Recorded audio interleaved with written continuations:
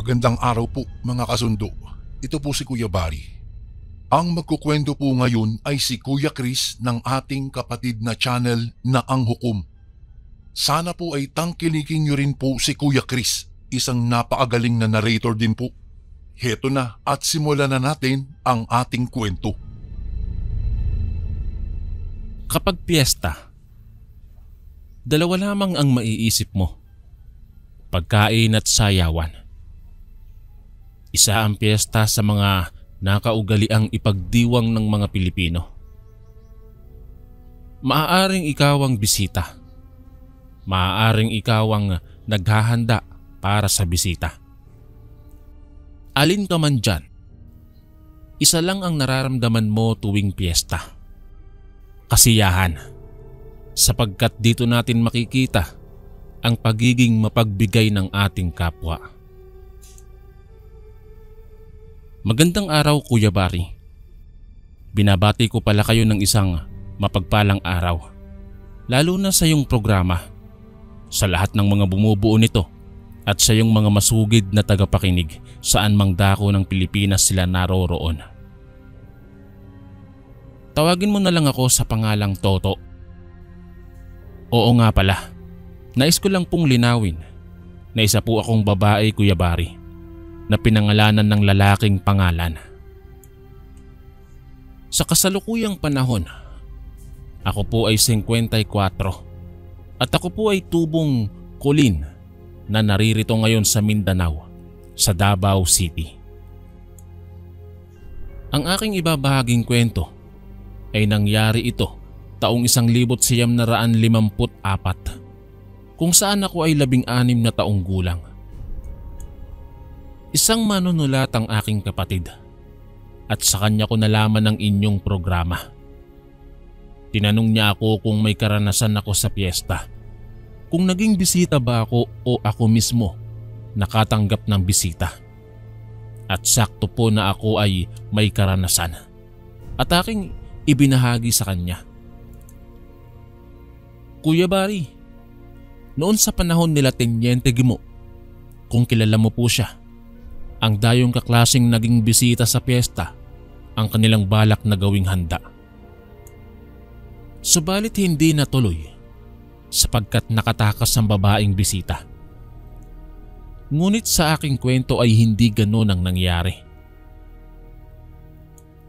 Sa taong aking nabanggit ay nagdiriwang ng piyesta ang aming barangay. Naging abala ang lahat ng tao at mga kabahayan noon, Kuya Bari. Sa tuwing piyesta, Kuya Bari, hindi lang tao ang madalas na bisita sa aming lugar. Marami din ang mga hindi natin kauri o kauri man natin pero may nakatagong pamana na isinasalin-salin sa kanilang mga lahi. Kadalasan, naririnig ko, Kuya Bari, na ang antiki ang kadalasang nababanggit na maraming aswang. Sa panahon noon ay pinaniniwalaan talaga ang mga taga-antike na may maraming aswang, hanggang umabot sa Capiz at San Joaquin na nagdulot ng takot at kilabot sa mga nananahan noon sa Iloilo. Sa panahon kasi na ito ay hindi pa masyadong kilala ang Iloilo sa pasyalan. Ngunit kilala sila sa bansag na inaatahanan ng mga urban legend. Para sa iba, nagagalit sila na animoy sinisiraan ng aming bayan. Pero para sa akin, hindi ba't karangalan yon na sa amin nagsimula ang kwento? Totoo man ito o hindi. Kung wala ang bayang ito, saan kaya unang mabubuo ang istoryang kinahuhumalingan ng mga mahilig sa katatakutan? Wala namang pinagkaiba ang kwentong bayan na ito sa Siquijor, kung saan ito naman ang tinaguriang tahanan ng mga mangkukulam. Besperas ng piyesta, marami ng palaruan sa perya at may sayawan pa para sa gustong magsasayaw. Namasyal kami sa perya ng aking mga pinsan sa ina. Araw-araw naman kami narito, ngunit sinulit na namin ang gabi sapagkat matagal ulit ito mauulit. sa susunod na taon na naman. Hindi kasi kami maaaring pumasok sa sayawan sapagkat bata pa lang kami. Kaya hanggang perya lang ang pwede naming pasyalan. Walang masyadong tao sa perya sapagkat nasa sayawan ang lahat ng tao. Anang pinsan ko, mainam na rin at hindi masikip at masasakyan namin ang lahat ng gusto naming sakyan. Noon, Kuya Bari, ang bayad sa perya ay 25 sentabo. Depende sa rides na sasakyan mo. May iba naman 50 sentimos. Ang pinakamahal ay 1 piso. Mura lang po, di ba, Kuya Bari? Mura pero napakahirap hanapin. Noon, may 5 pisong papel ka ay sikat ka na. Ngayon ang 5 piso, wala na masyadong halaga. Lalo na ang mga sentimos. Pinadalhan ako ng papa ko ng pera. Puro 25 sentimos. Na kung pagsasamahin mo ay umaabot sa 100 piso. Nag-iipon din kasi ako buwan-buwan. Para pag namasyal kami ng kapatid ko ay may baon kami. Isa pa ang pamilya namin ay ang isa sa kilala na pamilya noon sa barangay namin, Kuya Bari. Sa dami ng aming taniman ng palay at munggo. Habang nasa peryahan kami, Kuya Bari, nagulat na lamang kami nang biglang dumami ang mga tao. Nagkatinginan kami ng mga pinsan ko dahil kakaiba sila, Kuya Bari. Ang tatangkad nila't ang gaganda. Na kung sa panahon mo ngayon sila ay titingnan ay para silang mga banyagang mga tao na naligaw sa aming bayan. Naging masaya, Kuya Bari, ang peryahan na yon na ayon sa ate ko ay nagliliwanag umano ang paligid. Napakagandang liwanag daw. May 2 mata kasi ang ate ko, Kuya Bari. Nakakakita siya ng mga bagay na siya lamang ang nakakakita. Ngunit sa mga normal na mata na tulad ko ay normal lang na liwanag ng peryahan ang nakikita ko. Sabi sa mga kwento noon sa baryo namin, tuwing sasapit ang piyesta ay bumababa umano ang mga Diyosa at Diyos sa lupa at nagkakatawang tao para makihalubilo sa mga espesyal na nilalang ng Diyos. Katulad natin ay nakikisama din sila sa ating mundo at nakikihalubilo sa ating mga tao na para bang tao rin sila. Nakikita ko sa mata ng kapatid ko ang pagkamangha sa paligid. Sinabi pa niya na tiyak ay matutuwa si LB kapag nakita niya ang peryahan ngayon. Naging abala kami sa mga palaro, Kuya Bari, at willing-willy kami sa mga maaari naming sakyan sa peryahan. At ang mga pinsan ko ay willing-willy sa kakatingin sa mga naggagandahang babae. Mga kagandahan nilang hindi mo alam kung saan ihahambing. Noon lang kasi kami nakakita ng ganong klaseng ganda. Hindi mo makikita sa mga kababaihan dito sa amin, Kuya Bari, ang kagandahan nilang taglay. Para silang nanggaling sa ibang mundo na bumaba sa lupa para makisaya sa ating mga tao. Lumipas ang oras, Kuya Bari. Bago mag 3:00 ng madaling araw ay nagulat kaming magpipinsan dahil tila ba sa isang kisap mata ay naging tahimik ang peryahan. Wala na ang mga kalalakihan at kababaihan na naggagandahan. Ang nakikita na lamang namin ay mga kababayan naming masayang namamasyal. Habang ang iba ay pauwi na galing sa sayawan. Hinanap namin sa paligid ang mga taong yon. Ngunit sa hindi namin malaman ay bigla na lamang silang tila naglaho. Nagpasya kaming umuwi, Kuya Bari, dahil madaling araw na rin. Kailangan naming magpahinga sapagkat ilang oras na lamang ay piyesta na. At tiyak na magiging abala kami buong araw. Habang pauwi kami ay panay ang pag-uusap namin sa mga nakita naming naggagandahang mga tao. Noon lang din kasi kami nakakita ng ganoon ka magagandang nilalang. Naisip ko pa na kung naggasik ang Diyos ng kagandahan ay sinalo ng mga taong yon at hindi na nagtira. Pagdating namin sa bahay ay gising pa ang aming ina. Alam kong hindi siya natulog, Kuya Bari, dahil gumagawa pa siya ng suman at ibos kung tawagin sa amin. Ang ibos ay ang malagkit na binalot sa dahon ng niyog. Masarap ito kapag sinasawsaw sa asukal. At isa ito sa paborito naming mga Ilonggo. Ang tita ko naman, abala sa pagluluto ng Balenciana. Kung may mga Ilonggo kang mga tagapakinig, Kuya Bari, sila ang makapagsasabi kung gaano ito kasarap. Sa katunayan, paborito ito ng aking ina. Nagmano kami sa aking ina nang makalapit kami.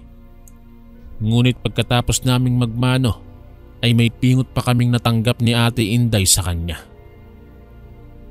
Anya, nakalimutan ata naming mga babae kami at bakit 3:00 na kami nakauwi.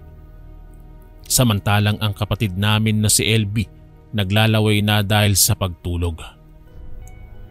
Hindi ko na lamang pinansin si ina at nagmano kami kay tita. Napailing pa si tita ko habang tinatanong kami na, "Ano? Natanggap niyo ba ang gantimpala niyo?" Sinabi ko naman sa kanila na mga pinsan lang naman namin ang aming mga kasama. Sinabihan kami ni ina na matulog na, ngunit tila hindi ako dinalaw ng antok. Kaya naman sinabi ko na tutulong muna ako hanggat hindi pa ako inaantok, habang si Ate Inday ay umakyat na para matulog. Tinulungan ko si ina na magbalot ng suman at ibos. Tahimik kaming nagbabalot nang may naalala akong nakita sa bayan. Kinuwento ko sa aking ina ang mga tao na naggagandahan na nakita namin sa perya. Sabi ko sa kanya, ang puputi at ang tatangkad nila na sa wari ko'y mga 7 talampakan. Sinabi ko pa sa kanya na pinakamaganda sa kanila ang lalaki at babae na may magagarang kasuotan. Kulot pareho ang buhok nila at napakahaba ng buhok ng babae, habang ang lalaki ay hanggang leeg ang buhok niya. Napakabango din nila na hindi mo kayang ihambing sa 1,000 rosas. Ani ko pa, walang katumbas ang kanilang halimuyak na sumasabay pa sa hangin. Nagkatinginan ng aking ina at ang aking tita.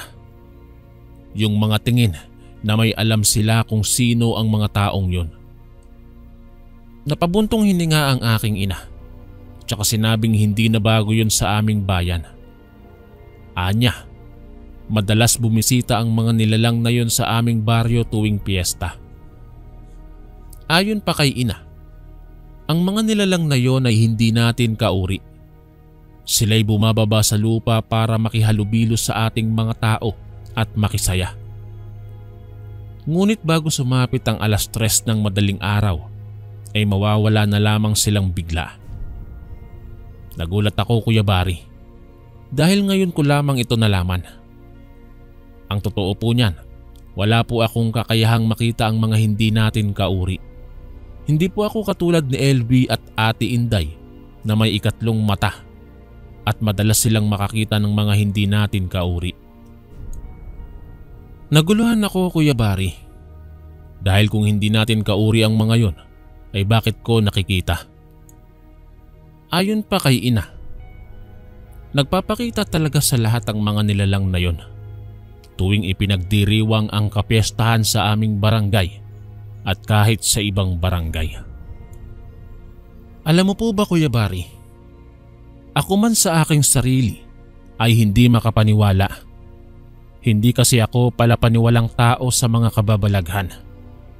Ngunit hindi rin ako ang taong magsasabi na maniniwala lamang ako kung ako mismo ang makakakita. Ayaw ko, Kuya Bari, na subukin ako at ang aking katatagan. Ayaw kong maranasan ng mga bagay na nararanasan ng aking mga kapatid. Hindi umano madali ang maibigan kanila sapagkat dadalhin kanila sa kanilang mundo. Nagsimba kaming magpamilya maliban sa aking ama na siyang nag-aasikaso sa bahay. Pagdating namin sa simbahan ay kaunti pa lang ang tao, kaya naman nakahanap agad kami ng upuan. Mga 10 minuto ang lumipas. Napansin naming dumadami na ang mga tao. Dumating na rin ang pare na siyang magsasagawa ng misa. Nang magsimula na ang misa, Kuya Bari, napansin naming may dumating na babaeng nakapula. Napakaganda niya't napakabango na pamilyar sa akin ang amoy. Parang naamoy ko ito kung saan, hindi ko lamang matandaan. Napatingin din ng iba sa kanya ngunit ipinagsawalang bahala nila ito't itinuon ang atensyon sa sinasabi ng pari. Ngunit nang gagawin na namin ang dasal na ama namin, ay bigla na lamang nawala ang babaeng nakapula na ikinagulat ko. Ani LB, hindi daw yun tao. Ayon pa sa kanya, ang babaeng yun ay taga-ibang mundo. Tinignan ko ang mga tao. Baliwala sa kanila ang pag-alis o pagkawala ng babae. Sinabi naman ni Ate Mina na ginagamitan sila ng mahika na hindi na nila maaalala ang kanyang muka. Sabi ng mga matatanda, Kuya Bari, ang mata ng mga bata ay parang salamin at sagrado pa, sapagkat ginagabayan pa ng mga anghel sa kalangitan ang mga mata ng mga batang wala pang masyadong nalalaman sa mundo. Sila ang nagsisilbing gabay ng mga bata, kaya naman huwad ang mga mata ng ibang kabataan. Kaya nakikita nila ang mga bagay na hindi nakikita ng iba. Pag-uwi namin, Kuya Bari, nagsimula na ang handaan.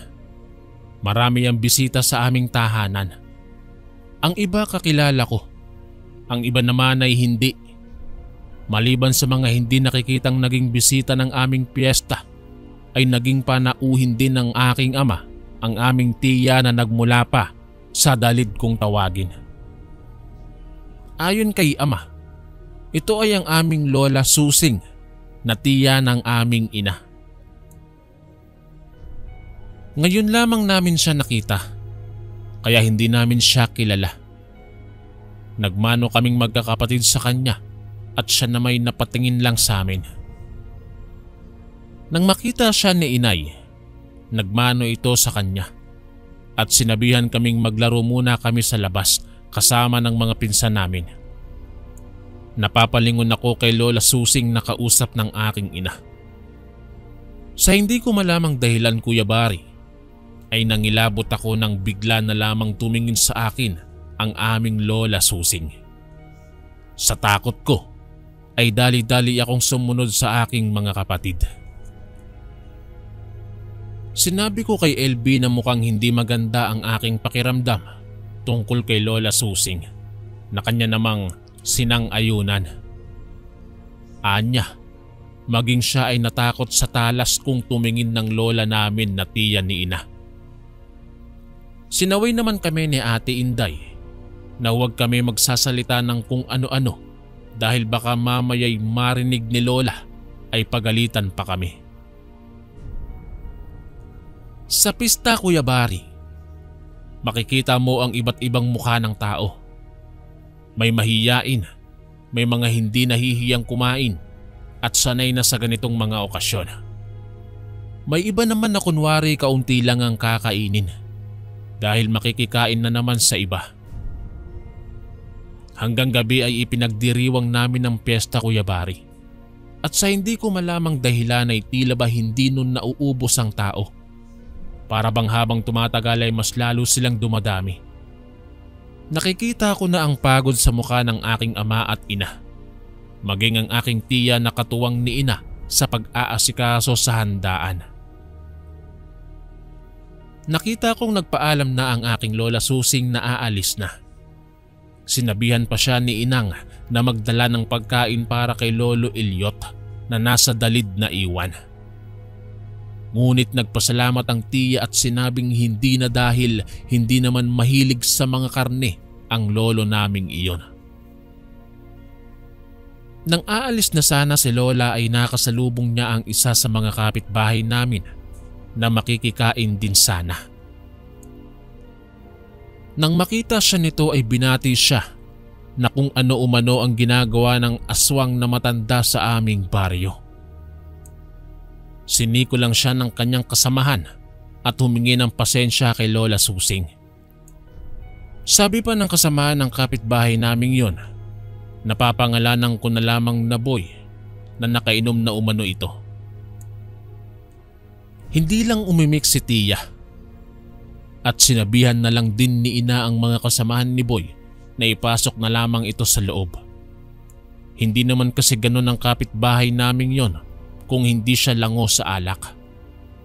Ngunit ayaw patinag ng kapitbahay namin na yon at dinuro nito si Lola na aswang umano sa dalid, tsaka tatawa ng tatawa. Pinagtitinginan na sila ng mga tao. Ang iba na may umiwas na sa bahay at tsaka na lamang umano kakain pag wala na si Lola. Ipasok nyo na nga yung si Boy Rene. Ba't pa naggagala pa yan lasing na lasing na? Wika ng aking ama na maging siya ay pinilit ng pumasok si Mang Boy na patuloy sa pagsisisigaw na aswang sa dalid ang aking Lola Susing. Tinignan namin si Lola na walang imik at tahimik lang na nakatingin kay Mang Boy na hanggang sa loob ng bahay ay nagsisisigaw ng aswang. Maririnig pa namin ang sinasabi niya sa aming ama sa loob ng bahay namin. Maniwala ka, Fred. Aswang yang tiyan ninyong taga-dalid. Nahawa na yan sa asawa niyang aswang. Bakit ninyo pinatuloy yun dito? Paano kung mahawa kayo? Ay nako Boy, magtigil ka nga't igalang mo ang tiya ni Luz. Hindi ka naman inaano. At kung totoong aswang man si Tia, ay ano naman? Ang mahalagay mabait siya sa aming mag-asawa. Pagtatanggol ni ama sa aming Lola. Nabaling ang aming atensyon kay Lola Susing na ngayoy kausap na ng aking ina. Naghingi ng tawad si ina sa inasal ng aming kapitbahay na si Mang Boy. Nasa ganun silang pag-uusap nang dumating ang asawa ni Boy na si Ate Lala. Nang mapatingin siya sa aking tiyay, dali-dali din siyang pumasok at pinuntahan si Mang Boy. Narinig pa naming nag-aaway sila. Habang si Mang Boy ay panay wika na may bisita kaming aswang. Nagpaalam na si Lola Susing kay ina. Inayos niya ang kanyang balabal na itim at naglakad na. Kung ilalarawan ko kasi si Lola Kuya Bari, nakakatakot naman talaga siyang tignan. Matalas kasi siya kung tumitig. Hindi masyadong palasalita at hindi rin palangiti. Medyo kulubot na ang kanyang balat. Puti na rin ang kanyang buhok na sa wari ko'y napakahaba. Medyo bako na rin siyang maglakad at nakaitim na damit na pangunahing kasuotan ng matatanda noon at may balabal. May nunal siya sa ibaba ng kaliwang bahagi ng kanyang labi at ang kanyang mga kukoy mahaba. Kahit ikaw ay matatakot ka sa kanyang personalidad. Baka nga kung ikaw ang makakarinig sa mga oras na yun ay iisipin mong siya nga ay aswang. Hinatid lang namin ang tingin si Lola Susing Kuya Bari. Napahinto lang siya nang marinig namin ang sinabi ni Ate Lala na kumain at humigop na lamang ng sabaw si Mang Boy. Nang mahimasmasan, nakita kong nagkubli siya sa isa sa mga mangga sa aming bakuran. Nakatayo siya doon habang nakatingin sa isang bagay at tila may ginagawa siyang hindi ko masyadong maaninag kung ano yon. Nanatili akong nakatingin sa kanya at nagulat pa ako nang tumingin siya sa akin. Pagkunway itinapat niya sa kanyang labi ang hintuturo niya na tila ba sinasabi niyang wag maingay. Tsaka ngumiti siya at umalis na Kuya Bari. Kinilabutan ako sa nakita ko. Tila ba umihip ang malamig na hangin na nanunuot sa kaibuturan mo. Hindi maganda sa pakiramdam ang hangin dahil sinasabayan pa ito ng panlalamig ng aking mga pawis sa sobrang kaba. Matagumpay naming naipagdiwang ang piyesta, Kuya Bari. Subalit kinabukasan, kahit tapos na ang piyesta ay marami pa ring tao ang dumarating. Habang abala si Ama sa kanyang mga bisita na galing pa sa syudad, ay bigla na lamang nilang narinig na umiyak si Ate Lala, ang asawa ni Mang Boy. Ito ang kapitbahay naming nalasing nung gabi at sinisigawan ng lola namin na aswang sa dalid. Lumabas si Ama para tanungin si Ate Lala kung ano ang nangyari. Anya ay nagsusuka umano si Mang Boy paggising nito. Sumagot naman ang aking tiya na baka dala lang ng kalasingan ni Mang Boy kaya ito nagsusuka, na mariin namang ikinailing ni Ate Lala. Anya, kakaiba ang isinusuka ni Mang Boy. Kulay berde na may halong itim umano. Nagkatinginan si Ina at Ama at agad na pinuntahan si Mang Boy. Ibinilin ni Ama sa aming tiya ang mga bisita at saka pinuntahan si Mang Boy. Hindi ko po pala nasabi, Kuya Bari, na isang manggagamot ang aking ama at kilala siyang manggagamot sa lugar namin. Nang puntahan niya si Mang Boy ay halos lupaypay na ito. Nagulat din kami ng mga kapatid ko na parang papel na lamang si Mang Boy na hindi na makatayo. Tinulungan si Ama ng aking mga tito na kapatid niya. Mabuti na lamang ay nagawi ang mga ito sa bahay. Hindi kasi sila nakarating kagabi, kaya ngayon sila nagpunta. Pinahiga nila si Mang Boy sa kama nito, tsaka inutusan si Ate Lala na mag-init ng tubig na tinulungan naman ng aking ina. Dahil halos wala na ito sa sarili dahil sa takot. Kahit lupasay na'y nagawa pa ni Mang Boy sabihin na tiyak siyang si Lola Susing ang nag-aswang sa kanya. Napatingin naman ang aking mga tiyo kay Ama at nagtanong kung nagawi nga dito sa baryo namin si Tiya na ikinatango lamang ni Ama. Muling nagsusuka si Mang Boy. Kulay berde pa rin ito na may halong itim na akala mo'y langis. Para siyang nagsusuka ng gasolin at krudo dahil sa kulay nito. Narinig kong umiyak muli si Ate Lala at sinabing hindi pa siya handang mamatay si Mang Boy. Kahit madalas daw umano niyang ipagdasal na sana'y mamatay na lang ito dahil napakalasinggero. Anya pa. Nasasabi lang naman niya yon sa inis niya kapag umuuwi ng lasing ang asawa. Pero sa nangyayari ngayon kay Mang Boy ay natatakot siya na baka mawala nga ang kanyang asawa. Pinatahan siya ng aking ina habang ang aking ama ay patuloy siyang ginagamot. Ngunit tila napakalakas ng mahika na nasa katawan ni Mang Boy at nagsusuka pa rin ito. Kahit takot ako, Kuya Bari, ay nagsalita na ako kay Ama. Kahit pa sinabihan ako ni Lola nung gabing yon na huwag maingay base na rin sa kanyang senyas sa akin. Lumapit ako kay Ama at saka sinabi ang aking nakita. Nagkatinginan pa si Ama at ang aking mga tiyo. Napatayo si Ama at sinabi sa bunso niyang kapatid na sunduin ang Tiya Susing ni Ina. Agad namang sumunod ang aking tiyo. Hinarap ni Ama si Ate Lala at sinabing humingi na lamang ng tawad kay Tiya dahil ang mahikang ginamit ni Tiya sa katawan ni Mang Boy ay siya lamang ang makapag-aalis. Panay pa rin ang suka ni Mang Boy, Kuya Bari. Hihinto lang ito ng 1 oras tsaka susuka ulit. Si Ate Lala naman ay halos hindi na umaalis sa altar nilang may isang rebulto na kasing taas ko. At panay ang kanyang iyak doon habang nakaluhod at nakayakap sa santo. Nanghihingi siya ng tawad sa kanyang mga pinagsasasabi kay Mang Boy na sana ay mamatay na lang ito. At nanghingi siya ng pagkakataong bigyan pa ng mahabang buhay si Mang Boy. Narinig kong sinabi ni LB na mukhang hindi naman daw si Lola ang may gawa nun kay Mang Boy. Habang nakatingin sa bintana na sinundan naman namin ng tingin. Wala akong nakikita, Kuya Bari.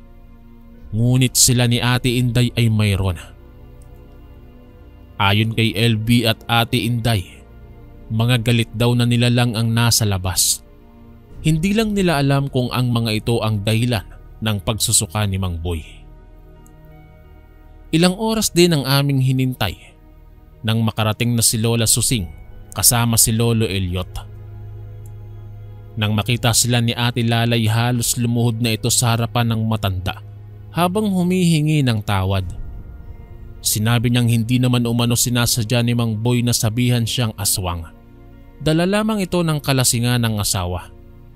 Mabait naman umano ito kapag hindi lasing. Tiningnan lang niya si Ate Lala at pumasok.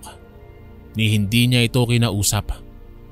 Diretso lang ang pagpasok niya sa loob ng bahay at tiningnan si Mang Boy.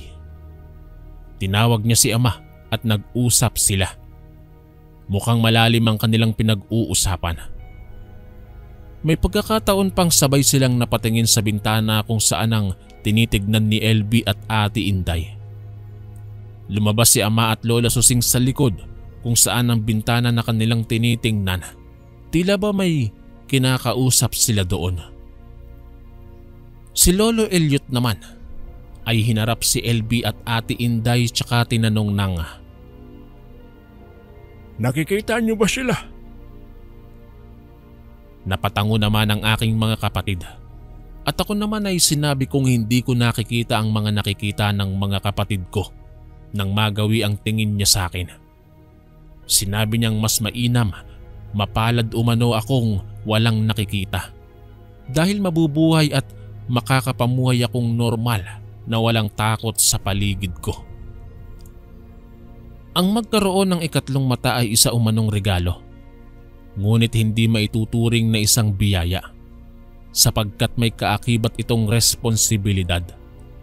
Kailangan matapang ka't buo ang iyong loob dahil maaari kang masiraan ng bait kung hindi mo makayanan o makontrol ang regalong ito.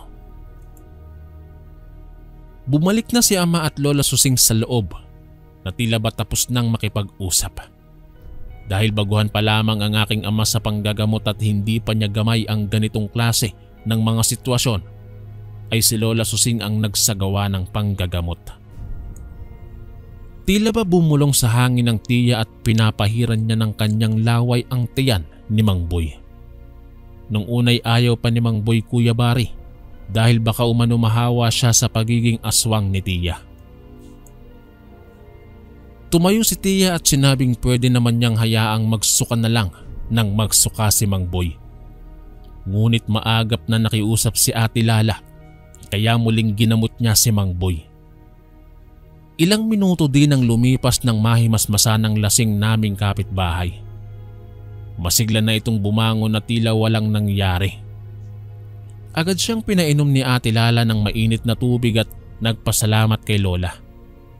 Humingi ulit ito ng tawad ngunit sinabi ni tiya na wala namang kasalanan na ginawa sa kanya si Mang Boy. Hindi umano siya ang gumawa kay Mang Boy noon. Anya, nung gabi ng piyesta na magkita sila ni Mang Boy sa bahay, ay nakita na niya ang lason sa katawan ni Mang Boy.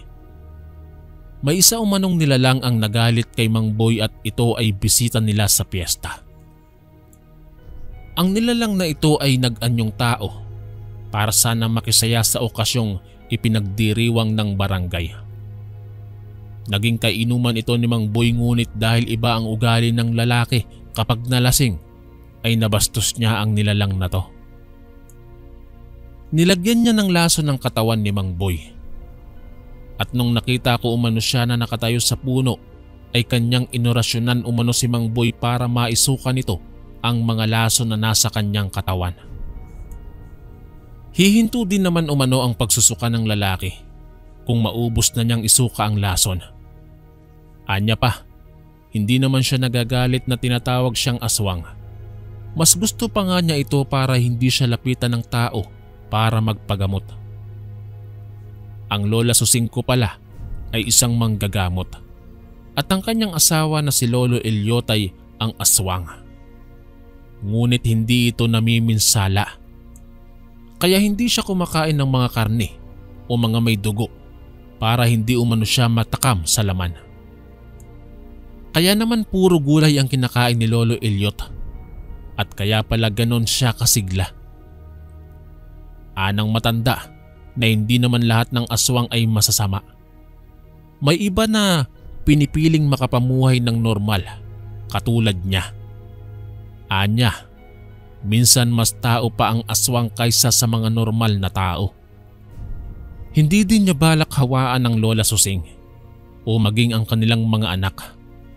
Nais niya na sila'y makapamuhay ng normal. Saan nga ba nagmula ang mga aswang? At paano sila naging ganito? Saan nila ito nakukuha? Ani Ama, ang mga bato ng aswang ay nagmumula sa mga itim na nilalang sa ilalim ng mundo. Ang mga nilalang na yon ay ipapadala ang bato sa mundo ng mga tao at sila'y maghahanap ng maaaring mangalaga sa batong may mahikang itim. Ang mga kinakain ng aswang katulad ng sanggol ay alay nito sa bato at ang bato ang magdadala noon sa ilalim ng mundo. Hindi ko alam kung paniniwalaan ng iba ang kwento ko, Kuya Bari. Marami ang magtataas ang kilay at sasabihin na hindi naman totoo ang kwento ko, lalo na sa panahon ngayon. Ngunit para sa aming mga nakaranas sa mga aswang o mga nilalang sa ibang mundo, dalawa lamang ang aming nararamdaman. Magandang karanasan at nakakatakot. Maganda sapagkat hindi mo aakalain na may ganoong mga nilalang na nakikisalamuha sa atin. Nakakatakot dahil hindi mo alam kung mabuti ba sila o masama. Nang gumaling si Mang Boy, Kuya Bari, ay tumigil na siya sa paglalasing. Lalo pat nagiging ibang tao siya kapag nalalasing siya. Hindi na rin niya tinatawag ang Lola Susing na aswang sa dalid. Lumipas, Kuya Bari, ang mga araw, buwan at panahon. Panibagong taon na naman ang dumating. At ito ay ang taon na huling piyesta namin sa aming barangay. Lumipat na kasi kami sa Mindanao. At ang piyestang ito ang hindi ko talaga malilimutan sa buong buhay ko, Kuya Bari. Tila ba ito ang pabaong alaala sa amin ng lugar na to bago kami lumipat sa Mindanao. Piyesta at huling karanasan na hindi ko makakalimutan. Taong 1955, ang taon kung saan tumatak sa aking isip magpahanggang ngayon. Katulad ng mga nakaraang piyesta, Kuya Bari, may mga hindi inaasahang bisita na naman. Hindi ko alam kung nagkataon lang o ito na talaga ang kanilang tradisyon tuwing piyesta. Papunta kami ng mga pinsan ko, Kuya Bari, sa perya. At sa pagkakataong ito, ay mga pinsan ko na lamang ang kasama ko. Dahil si Ate Inday ay hindi na sumama. Si Elby naman ay mas piniling manatili sa bahay para makipaglaro sa mga pinsan naming kaedad niya lang. Nagpaalam naman ako sa mga magulang ko at pinayagan naman nila ako sapagkat kasama ko naman ang aking mga pinsan. Ngunit sinabihan kami ni Ina na wag na magpapaabot ng madaling araw dahil kailangang magpahinga ng maaga para may lakas kami kinabukasan. Habang papunta kami sa peryahan, ay panay ang kwentuhan namin sa daan na baka naroroon na naman ng mga dayo na nakita namin nung isang taon. Nang makarating na kami sa peryahan, nakita naming maraming tao. Ang iba taga-Karatig Bayan na dumayo pa doon para lamang maglaro at makisaya sa peryahan. Aliw na aliw ako doon, samantalang ang mga kasamaan ko ay tila ba na dismaya dahil hindi nila nakita ang mga inaasahan nilang makita. Umuwi kaming dismayado ang mga kasamahan ko, Kuya Bari. Wala pang alas 10 ay nakauwi na kami na ipinagtaka ng aking ina at tiya. May oras pa akong tumulong sa kanila para sa handa bukas. Ganito po kasi si Ama, parang tatakbo ng pagkapangulo kong maghanda. Para bang buong Iloilo ang kakain sa bahay.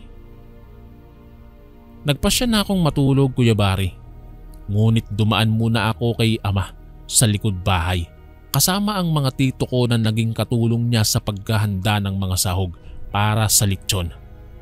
Nagmano ako sa kanila at pumanhik na. Naabutan ko pa ang mga kapatid ko na nakanganga habang mga tulog. Sa panahon noon, gasera lang ang nagsisilbing ilaw sa bawat tahanan. Inaayos ko ang aking higaan nang magkagulo ang aming likod bahay. Napabalikwas din ang aking mga kapatid ng bangon at tila hindi pa nahimasmasan dahil sa gulat. Lalabas na sana kami nang dumating ang aking tiya at ina kasama ang dalawa pang pinsan ni ina na tumutulong sa paghahanda. Anila, huwag kaming lumabas sapagkat may hindi inaasahang bisita sa iba.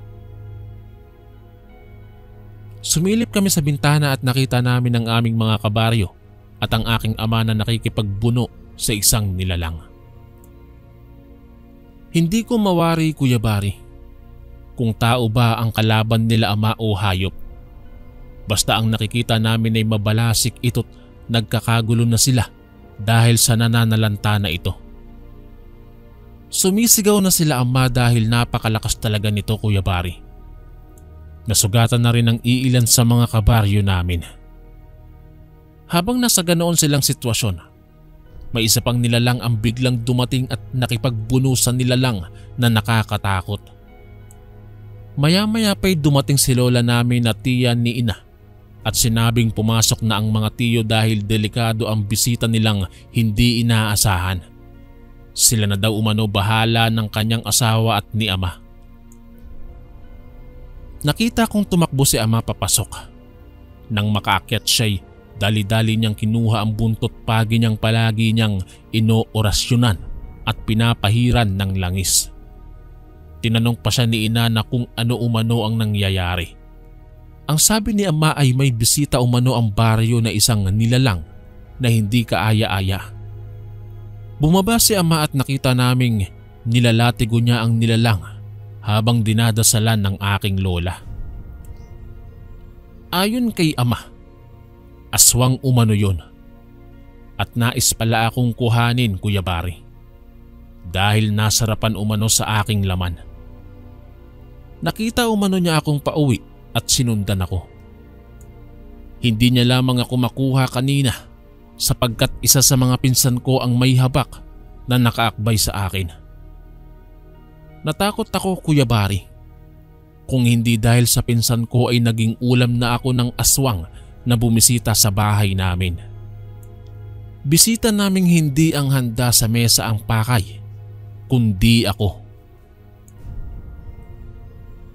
Ngayon po ay masaya na kaming namumuhay dito sa Mindanao. Taong 1985 nang dumating kami sa Mindanao. At sa kasalukuyang panahon ay masaya akong namumuhay kasama ang aking pamilya. Ngunit kahit narito na kami ay dala ko pa rin sa aking alaala ang katatakutang yon. At talagang tunay na napakadalisay ng pag-ibig ng Diyos. Hindi niya ako pinabayaan dahil sumama ang aking pinsan na siyang naging daan para hindi ako makuha ng aswang, na dapat nung araw na yon ay ayaw sumama sa amin. Salamat, Kuya Bari, sa paglaan mo ng oras kung sakaling mapipili mo itong aking kwento. At maraming salamat po sa iyong channel na nagbibigay daan para sa mga kwentong kababalaghan. Mula po dito sa Mindanao, maraming salamat po. Gumagalang, Toto. Ito naman po ang ating pangalawang kwento.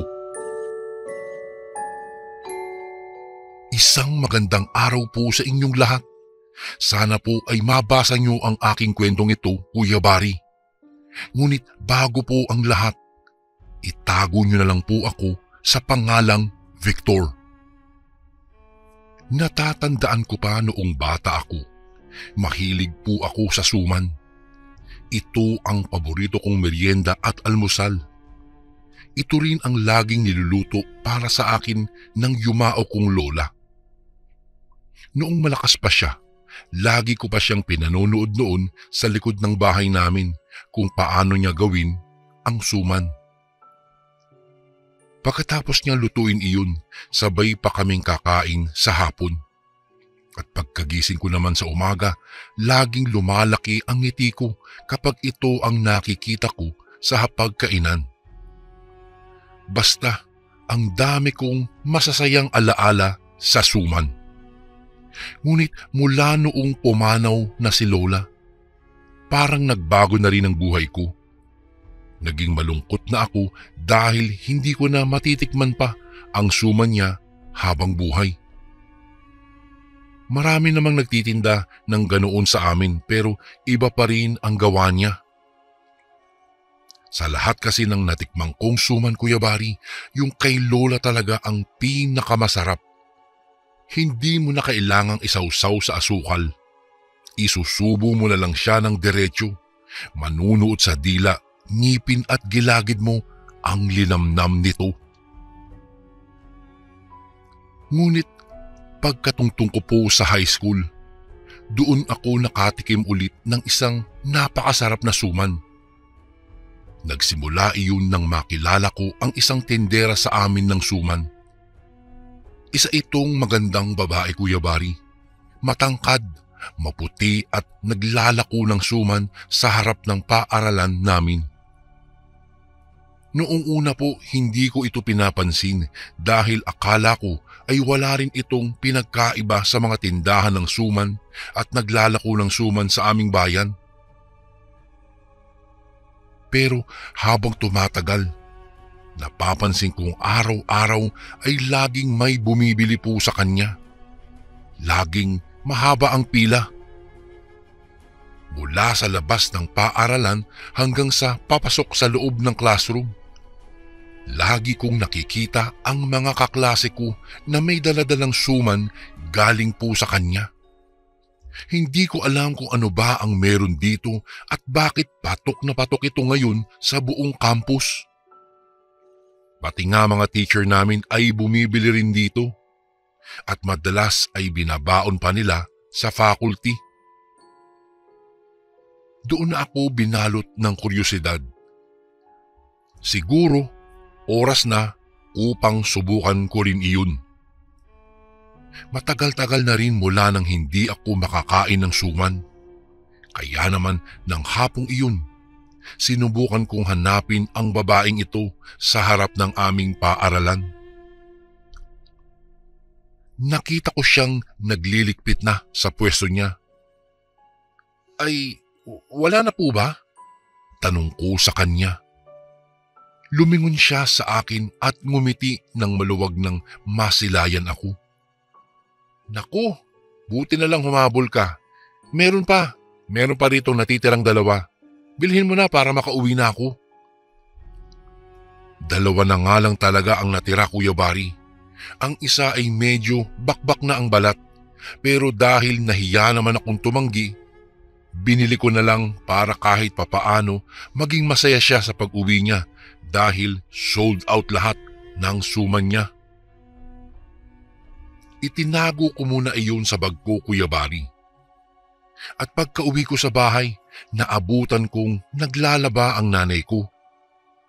Dumiretso ako sa kwarto at nagbihis. Tapos ay doon ko na rin kinain ang suman. Doon ko lang napagtanto kung gaano kasarap iyon. Hindi po ako nagbibiro. Naging kapantay nito ang masarap na suman na ginagawa ni Lola noon. Ito yung klase ng suman na hindi na kailangan pa ng asukal. Bawat nguya pa lang, matamis at malinamnam na ito. Malalaki at matataba ang suman niya. Mura at masarap pa. Parang nakalimutan ko na nga ang pangalan ko sa mga oras na iyon, Kuya Bari, habang ninunguya ko iyon. Labis tuloy ang pagsisisi ko. Bakit ngayon ko lang natikman ito? Bakit ngayon lang ako bumili? Sabi ko pa noon sa aking sarili. Mukhang dito ko na uubusin lagi ang baon ko.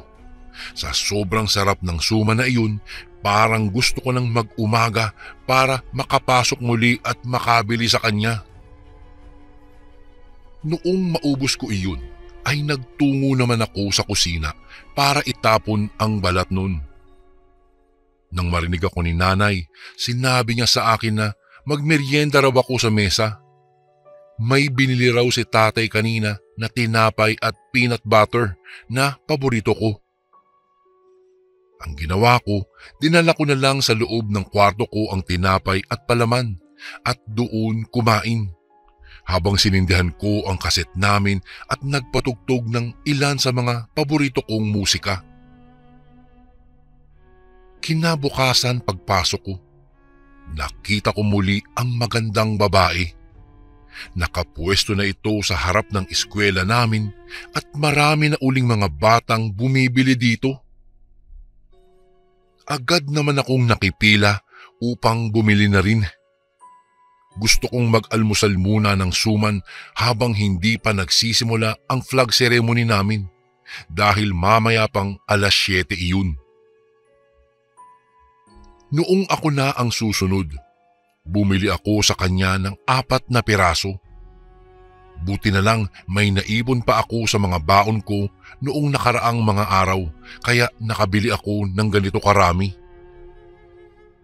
Pagkaabot po niya sa akin ng 4 na suman ay dinala ko ito sa loob at pumwesto na ako sa waiting shed para doon iyon kainin. Sarap na sarap talaga ako, Kuya Bari. Para akong lumulutang sa langit ng mga oras na iyon. Nang maubos ko ito, medyo nangihinayang ako dahil wala na akong pera. Hindi na ako makakabili niyan mamaya pagka-uwi ko. Nahihiya rin naman akong manghingi ng malaki-laking baon kay nanay dahil magtataka yun. Binibigyan lang niya ako ng ekstrang pera kapag may proyekto kami sa eskwelahan na kailangang gawin o kapag naman may mga singilan. Natatakot naman akong magsinungaling sa kanya para lang sa suman. Kung kaya tiniis ko na lang at tinanggap ang katotohanang bukas ng umaga o hapon na ulit ako makakabili at makakatikim nito. Pagkatapon ko ng balat sa basurahan ay naglakad na ako patungo sa quadrangle namin para sa aming flag ceremony.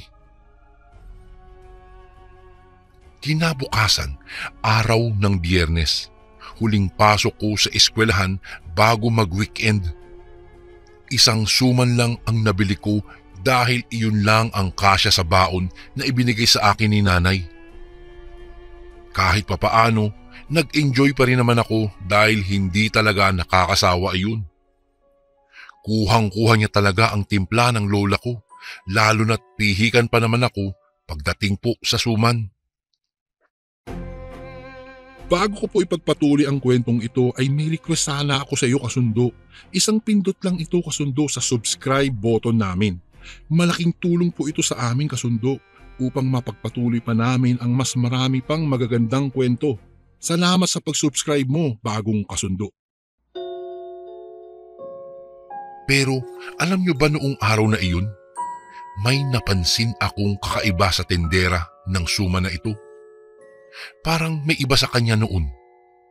Para bang medyo nangungulubot ang mukha niya. Para bang papel na nalukot. Medyo pumangit at tumanda tuloy siyang tignan. Dati kasi napakaganda niya. Sa tingin ko ay parang nasa early 20s pa lang siya. Napakaputi talaga niya. Parang ang hindi siya purong Pinoy sa kutis at itsura niyang iyon. Ngunit ngayon, ang laki talaga ng pinagbago niya dahil sa kaunting pagkalukot ng mukha niya. Mabuti na lang at walang pagbabago ang suman niya. Masarap pa rin. Pagkalabas ko po ng eskwela, ng hapong iyon ay sobrang saya ko. Weekend na naman bukas. Wala na akong mga assignment na kailangang asikasuhin. Kung kaya't malaya na akong makakapaglaro muli sa labas. Pagka-uwi ko sa bahay, nagbihis lang ako at nakipaglaro sa mga kaibigan ko sa labas. Tuwing ganitong araw lang talaga kami nakakapaglaro at nakakagala sa labas dahil pare-pareho kaming walang pasok kinabukasan. 3 araw naming gagawin ito hanggang sa Linggo ng hapon. Nang matapos na kaming maglaro ay hindi ko na alam kung anong oras na iyon. Madilim ang gabi at unti-unti na ring tumatahimik ang paligid. Habang naglalakad-lakad nga ako, puro tunog na lang ng TV sa mga bahay-bahay ang naririnig ko. Binilisan ko ang aking paglalakad hanggang sa makarating na ako sa Barangay Purok 1 kung saan mas tumindi pa ang dilim at katahimikan dahil malayo na iyon sa maiingay na komunidad dito sa amin. Naalala ko tuloy yung kumakalat na kwento rito na meron daw mga itim na sisiw na gumagala sa gabi. Oras na matsyempohan ka raw ng sisiw na ito sa labas ng daan, aakyat daw ito sa iyo at papasok sa bibig mo. Pagkatapos ay magiging aswang ka na raw. Kaya nga dito sa amin, lagi kaming sinasabihan na huwag magpapagabi. Pero minsan talaga Kuya Bari, hindi maiiwasan sa aming mga bata ang maging pasaway. Tulad ngayon, ginabi na naman ako. Kaya paniguradong sermon na naman ang aabutin ko nito sa nanay ko pagka-uwi ko. Sa kalagitnaan ng aking paglalakad, naaninag ko sa di kalayuan ang isang babaeng lumiko at nagpunta sa madamong bahagi ng lugar. Kahit medyo madilim, kabisado ko pa rin ang hulma ng katawan niya. Kung hindi po ako nagkakamali, ito rin ang magandang babae na nagtitinda ng suman sa harap ng aming eskwelahan. Nagtaka ako kung ano ang ginagawa niya roon dahil sa pagkakaalam ko. Matagal nang abandonado ang bahagi ng lugar na iyon. Wala nang mga bahay o gusali roon. Puro mga damo na lang ang makikita mo roon. Dulot ng kuryosidad ko ay sinubukan ko siyang hanapin doon. Noong makita ko siyang nakatayo sa gitna ng damuhan, nagtaka ako kung ano ang nais niyang gawin doon. Naisipan kong maghanap ng mapapagtaguan para hindi niya ako makita. Ang mga sumunod na kaganapan ay nagbigay ng matinding kilabot sa akin. Nakita ko kung papaano niya hubarin ang mahaba niyang buhok at doon ay lumitaw ang kulubot na bahagi ng kanyang ulo. Unti-unti iyong lumuwag hanggang sa bumukas. Labis ang pagkasinda ko nang makita ang paglabas doon ng pagkarami-raming mga itim na sisiw. Mabilis na nagkalat ang mga ito sa lupa at nagsimulang maglakbay. Doon na ako tumakbo at pumaiba ng direksyon. Sa aking pagmamadali, hindi ko akalaing matatalisod ako sa isang kahoy na nakakalat sa daan, dahilan para mapabulagta ako sa lupa. Pagbagsak ko po sa lupa ay muli akong lumingon sa direksyon kung nasaan ang nilalang. Nanlaki ang aking mga mata at kinilabutan po ako noong makita ko ang mga sisiw ay tumatakbo na sa direksyon kung nasaan ako nadapa. Sa sobrang takot ko ay napabalikwas ako ng todo at todong tumakbo na ako papalayo. Maya-maya ay nakarinig ako ng isang sigaw. Sigaw ng isang lalaking nahihirapan. Malakas ito at parang hirap na hirap siya. Nagkubli ako sa isang puno ng saging, Kuya Bari.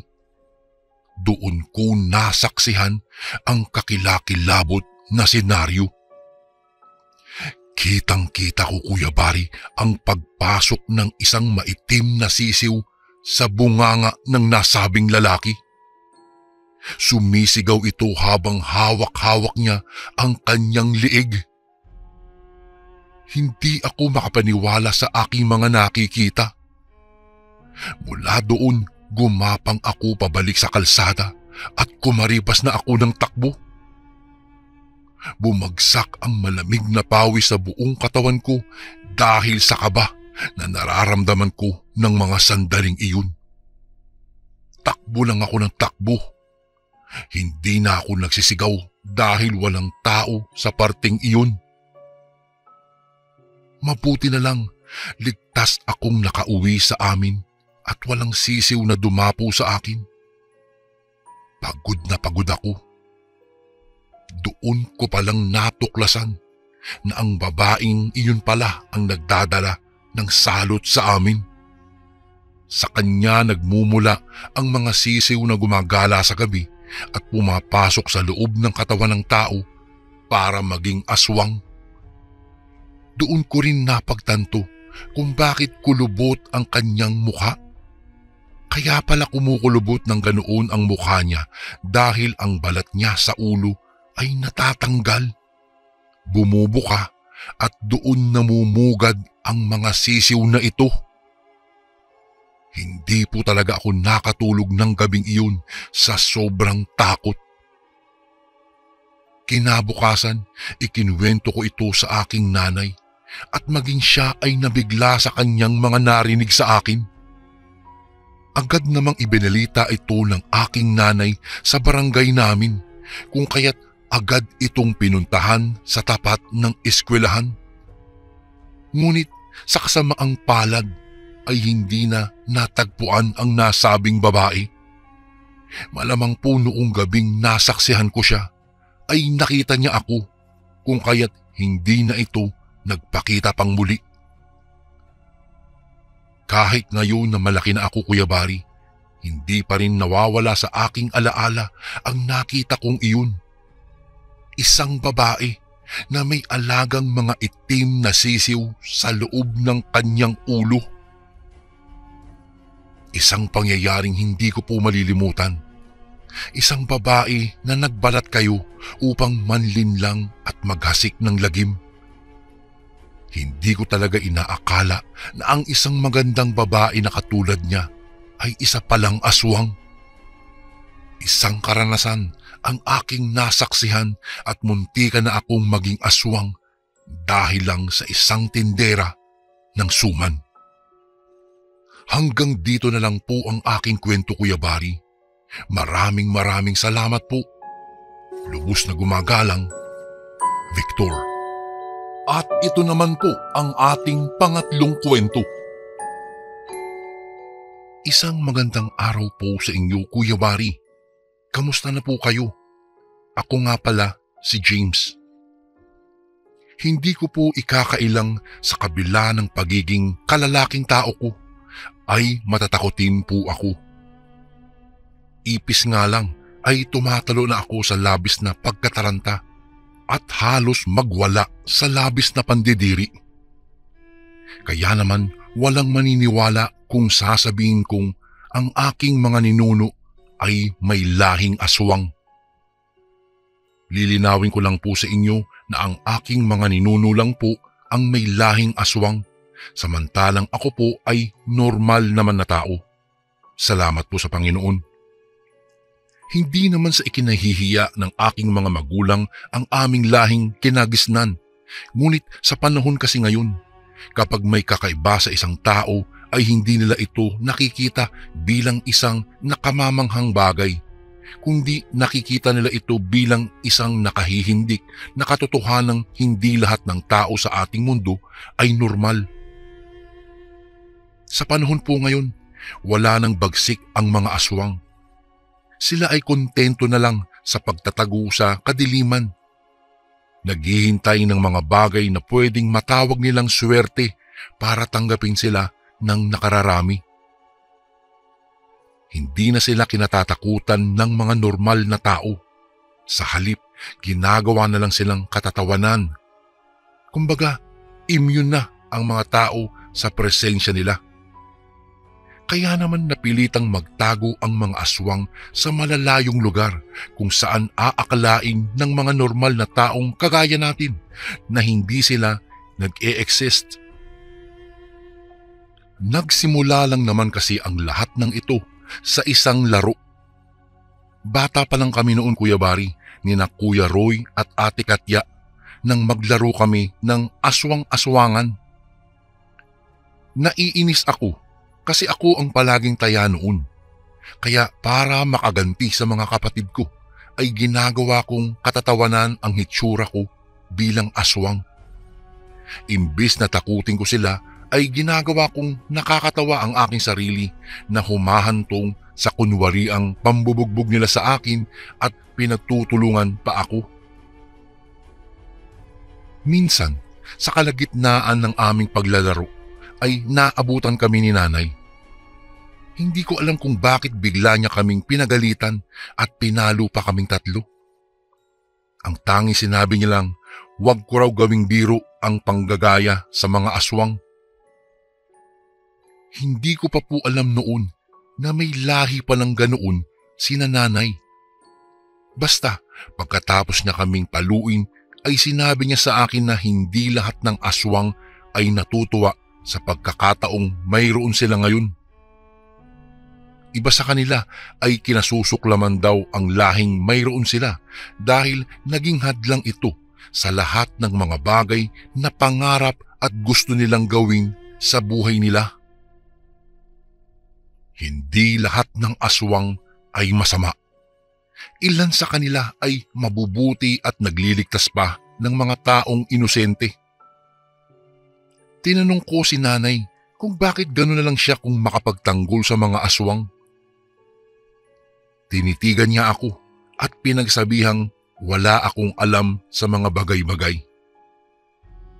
Lumapit ako sa kanya at kinulit siya kung bakit talaga. Nagulat na lang ako nang makita ko siyang biglang umiyak. Alam kong kapag may luha na sa mga mata ng aking ina ay siguradong nalulungkot at nasasaktan na siya.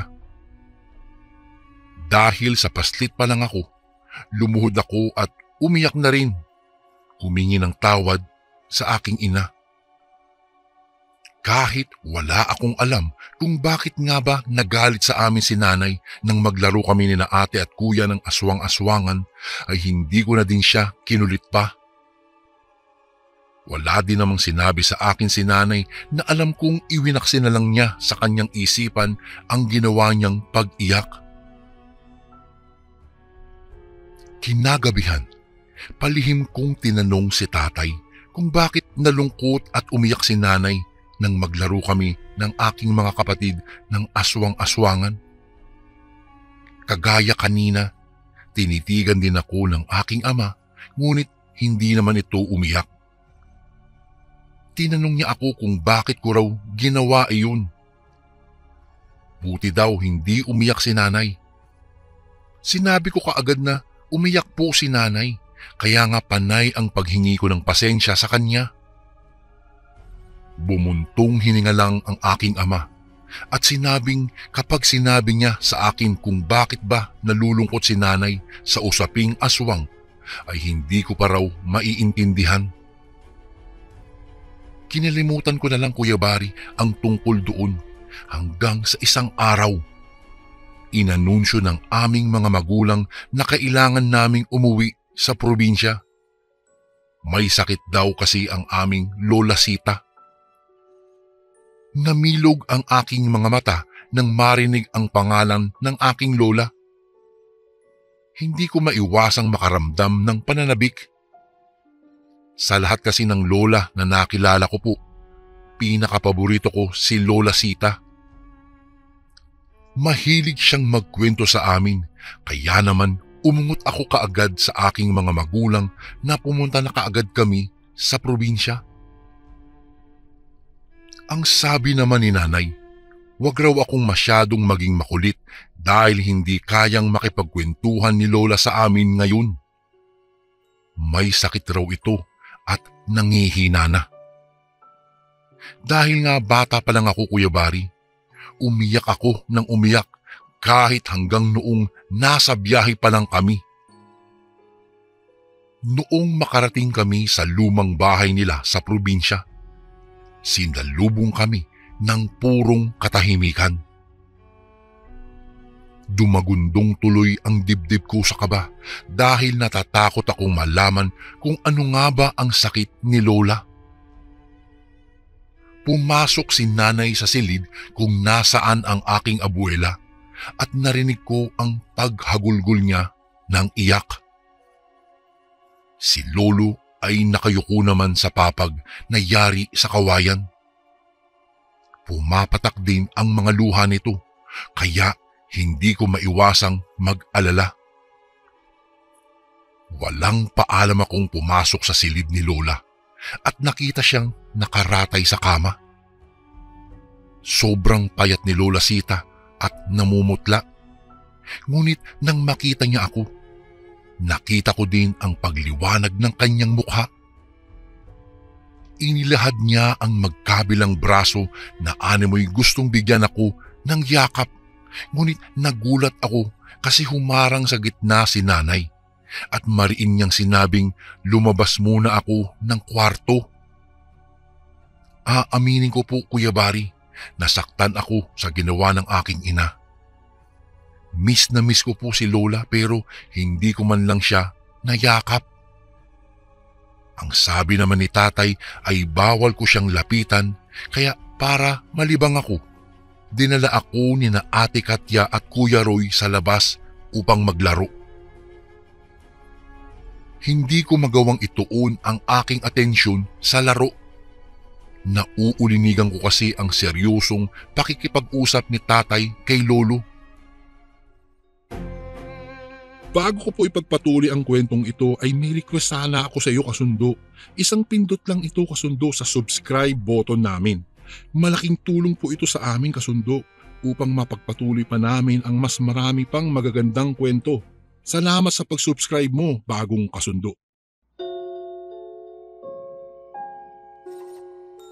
Nagpaalam tuloy ako sa aking mga kapatid na mauupo sa gilid pero ang totoo ay pasimple po akong nakikinig sa pinag-uusapan ni na Tatay at ni Lolo. Narinig kong tinanong ni Tatay si Lolo kung ano ba talaga ang nangyari. Ang sagot naman ni Lolo, hindi niya napansing umalis si Lola noong gabing iyon. Mag-uumaga na nang umuwi ang aking abuela mula sa kung saan, nanghihina at sugatan. Tinanong niya si Lola kung ano ba ang nangyari. Ang sagot naman ni Lola, gusto lang niyang titigan ang sanggol at hindi naman intensyong saktan ito. Kaso nga lang, nahuli raw siya ng tatay ng bata. Bigla siyang sinaksak ng sibat na yari sa bagakay. Kaya nahulog siya sa bubong kung saan siya nakasampa. Bago pa man daw makalabas ang tatay ng sanggol para patayin si Lola, ay mabilis na itong nakapagbago ng anyo at nawala sa kadiliman. Kung kaya't mula noon, naratay na raw si Lola sa kama at hindi na nagagawa pang bumangon. Akala nila gagaling siya kaagad kapag napahira ng langis, ngunit nagulat sila nang makitang unti-unting nabubulok ang mga laman ni Lola sa tiyan. Napagtanto nilang marunong din pala sa mga ritual ang tatay noong sanggol na sinilip ni Lola, kaya naman grumabe ang pakiramdam nito. Ipinagbabawal ni Nanay ang pagsabat namin sa usapan ng matatanda, ngunit hindi ko natiis, Kuya Bari, ang aking sarili at sumabat nga sa usapan nila. Umiiyak ko silang tinanong kung ano ba talaga ang ginawa ni Lola at bakit sinaksak siya ng lalaking naririnig kong pinag-uusapan nila. Nagulat sila sa biglang paglitaw ko at hindi sila nakasagot. Ikinabigla nila ng gusto ang tanong ko, kaya naman pinagalitan ako ni nanay kaagad.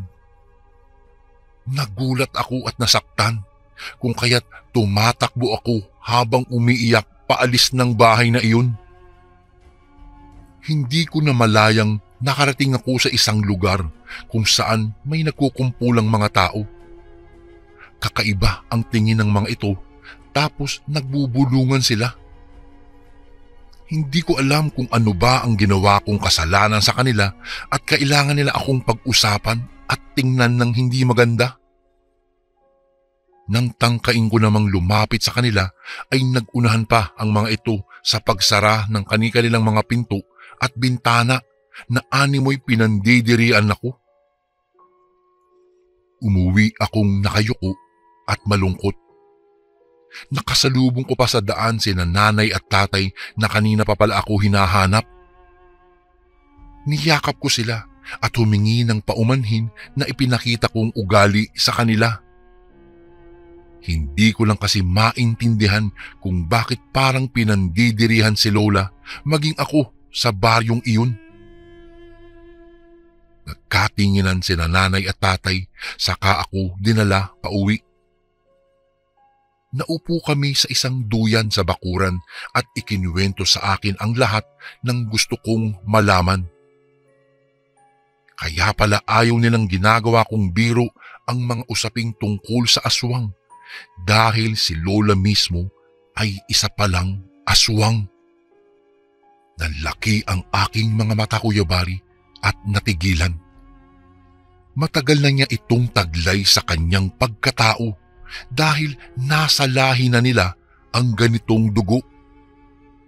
Gayunpaman, hindi naman daw nambibiktima si Lola ng mga tao. Sadyang bunga lang ng katandaan kung bakit nagawa niyang silipin ang sanggol ng mga panahong iyon. Umamin si nanay na mga laman loob ng hayop ang kinakain ni Lola at hindi naman niya talaga ginusto iyon. Minsan daw, sadya lang talaga na hindi niya mapigilan ang utos ng kanyang sarili dahil nga parte na ng kanyang pagkatao ang pagiging isang aswang. Iyon ang dahilan kung bakit pinandidirihan kaming lahat ng mga tao dahil buong akala nila ay mga aswang kaming lahat. Hindi nila alam na hindi naman lahat kami ay nahawaan ng pagkaaswang. Maliban sa dugong nananalaytay sa aming mga ugat, may ritual ding ginawa ang matandang aswang para maipasa ang kanyang kakayahan sa tagapagmana. Noong namatay ang aking abuela, walang tumanggap sa kanyang pagkaaswang. Alam naman naming hindi namin kayang talikuran ang aming lahing pinagmulan. Ngunit hindi naman masamang tanggihan ito minsan, lalo na kung ito ang naging dahilan ng pagiging miserable ng aming buhay. Noong yumao na ang aking abuela, doon ko palang napagtanto ang dahilan kung bakit nagagalit ang aking ina sa aming ginawang laro. Natutunan ko rin na igalang ang mga aswang na katulad nila. Hindi po talaga lahat ng aswang ay masama, Kuya Bari. Sa totoo lang, hindi nila ginusto na maging isang aswang. Napakahirap ng kanilang pinagdadaanan araw-araw, kaya't mapanganib ang kanilang ginagalawang mundo. Walang kasiguruhan at palaging nagtatago. Natutunan ko na ring intindihin ang mga taong nandidiri sa lahi namin. Hindi ko sila masisisi dahil sino nga ba ang may gusto sa isang aswang? Maski ako nga po ay takot din. Magpahanggang ngayon, mula noong yumao ang aking lola, ay nagbago na ang aking pag-iisip. Nawala na po ang aking takot sa mga bagay-bagay na hindi ko maintindihan, lalo na patungkol sa mga aswang. Minsan nga po, Kuya Bari, Nagpaparamdam pa rin sa akin ang aking abuela dahil nakakarinig ako minsan ng huni ng tiktik sa aming bintana, ngunit hindi ito nagtatagal. Malamang sinisilip lang ako ng aking lola at kinakamusta lang ako. Kapag naririnig ko po iyon ay imbis na matakot ako ay napapangiti na lang ako. Isang kakaibang pangyayari sa kasaysayan ng aming buhay ang aking nasaksihan. Magulo man ang mundong ito, ngunit hindi ko namang kinakahiyang may lahi kami ng mga aswang. Hanggang dito na lang po ang aking kwento, Kuya Bari. Maraming salamat po at sana po'y nagustuhan niyo po ang aking kwento. Lubos na gumagalang, James. And again, maraming salamat po mga kasundo. Don't forget to subscribe and i-click nyo lang po yung bell na button para updated po kayo sa mga upcoming videos namin na paparating. Maraming salamat po ulit. God bless and ingat po lagi dyan. Ito po si Kuya Bari at ako ang Sundo.